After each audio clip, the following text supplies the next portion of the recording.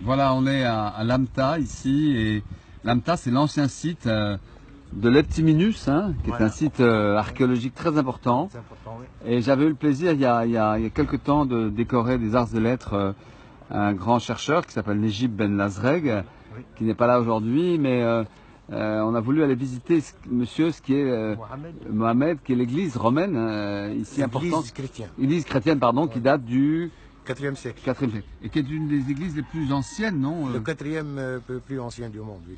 Voilà, et qui a été fouillée en 1997, hein, 99, par un nombre de chercheurs importants, dont Nejib Ben Lazreg, mais aussi des Canadiens, je crois.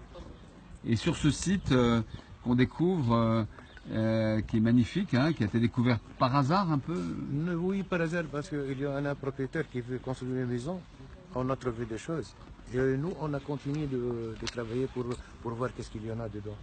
Et alors, ce qui est formidable, c'est qu'en fait, il y a surtout une découverte magnifique de mosaïques que vous avez protégées maintenant, qui sont sécurisées, mais qu'on peut regarder. Regardez ces mosaïques absolument magnifiques qui sont ici et qui sont pour la plupart, je crois, des tombes d'enfants aussi, il me semble. Hein. Voilà, et qui sont vraiment des trésors que, pour l'instant... Cette chambre est en deux parties. La partie de cette côté, c'est des enfants, et l'autre côté de 20 ans et plus.